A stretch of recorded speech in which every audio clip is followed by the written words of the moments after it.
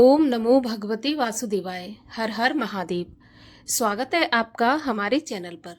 आज के इस वीडियो में हम बात करेंगे आश्विन मास के कृष्ण पक्ष का प्रदोष का व्रत कब रखा जाएगा, त्रयोदशी तिथि कब आरंभ होगी, कब समाप्त होगी, प्रदोष काल पूजा का मुहूर्त क्या रहेगा और राहु काल के समय के बारे में भी जानेंगे। तो वीडियो को अंत तक देखिए। वीडियो अगर आपको पसंद आता है तो लाइक करके शेयर भी कर दीजिए। आपके लाइक से हमें पता चलता है आपको वीडियो पसंद आया है। और साथ ही साथ ऐसी ही जानकारियां प्राप्त करने के लिए और प्रदोष व्रत की कथाएं सुनने के लिए चैनल को सब्सक्राइब करके बेल आइकन पर क्लिक कर लीजिए। तो चलिए अब हम शुरू करते हैं आज का वीडियो। तो देखिए, महीने में दो त्रयोदशी तिथि आती हैं, एक कृष्ण पक्ष में और एक शुक्ल पक्ष में। त्रयोदशी के दिन प्रदोष का व्रत रखा जाता है और प्रदोष का व्रत भगवान शिव को समर्पित होता है। भगवान शिव को प्रदोष का व्रत और प्रदोष काल का समय अत्यंत प्रिय होता है। अगर प्रदोष के दिन भगवान शिव का पूजन किया जाए, व्रत किया जाए, तो मन की सारी कामनाएं पूर्ण होती हैं।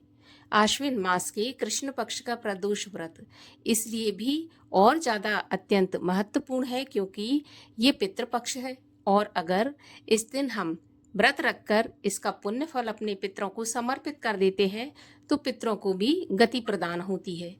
तो इस दिन हमें व्रत अवश्य रखना चाहिए। प्रदोष का व्रत भगवान शिव को प्रसन्न करने के लिए है, तो इस दिन शिवालय में जाकर या घर पर ही भगवान शिव का पूजन अर्चन पूरे विधि विधान से करना चाहिए।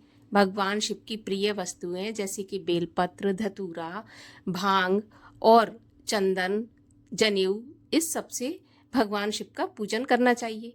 खीर का भोग लगाना चाहिए। इस दिन व्रती को चाहिए कि सुबह ब्रह्म मुहूर्त में उठने के बाद शिवालय में जाकर शिवलिंग पर जल अर्पित करें और सारा दिन मन में ओम नमः शिवाय का जाप करते हुए व्रत धारण करें। शाम को जब सूर्यास्त में 1 घंटा शेष रहता है तो उसको हम प्रदोष काल कहते हैं। तो इस समय एक बार फिर से स्नान इत्यादि करने के बाद एक चौकी पर रूमाल बिछाएं या कोई साफ स्वच्छ कपड़ा बिछाएं, उस पर भगवान शिव और शिव परिवार की स्थापना करें। इसके बाद भगवान शिव की प्रिय वस्तुएं अर्पित करके पूजन करें। माता पार्वती की और गणेश जी की प्रिय वस्तुएं जैसे कि दूर्वा, मोदक, लड्डू और माता पार्वती को श्रृंगार का सामान चुनरी अर्पित करें। भगवान शिव को भांग, धतूरा, बेलपत्र, जनेऊ, चंदन इत्यादि से पूजन करें। खीर का भोग बनाने के बाद खीर का भोग लगाएं और स्वयं भी प्रसाद के रूप में खीर ग्रहण करें। याद रहे, प्रदोष के व्रत में नमक का सेवन नहीं किया जाता है, तो किसी भी प्रकार के नमक का सेवन बिल्कुल ना करें।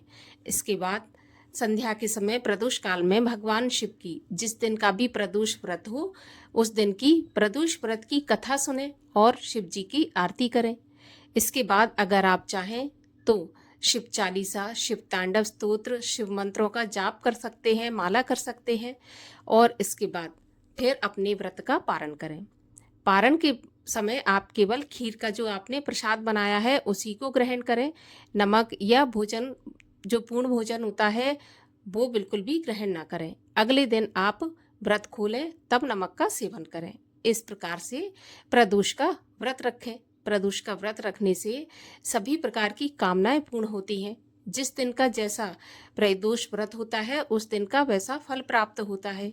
तो इस बार शुक्रवार का प्रदोष व्रत है तो सुख सौभाग्य के लिए और इसके अलावा जो वैवाहिक जीवन है या विवाह के लिए भी अति उत्तम व्रत ये माना गया है। तो इसलिए इस व्रत को अवश्य करना चाहिए।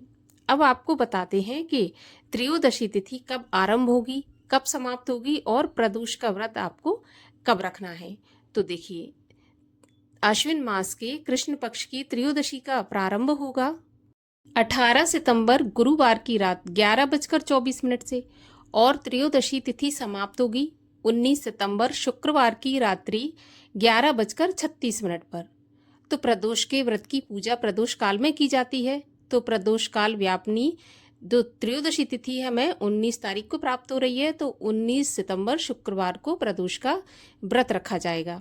इस दिन प्रदोष काल के पूजा का मुहूर्त रहेगा शाम को 6:21 से 8:43 तक और इस दिन राहु काल का समय रहेगा प्रातःकाल 10:30 बजे से और 12 बजे तक। राहु काल के समय की गणना अशुभ समय में की जाती है, तो इसीलिए इस समय में कोई भी पूजा पाठ या पुण्य काम या फिर किसी भी नए काम की शुरुआत नहीं करनी चाहिए। इस समय पर किया गया कोई भी शुभ काम शुभ फलदायी नहीं होता है। तो आशा करती हूँ जानकारी आपके लिए उपयोगी होगी।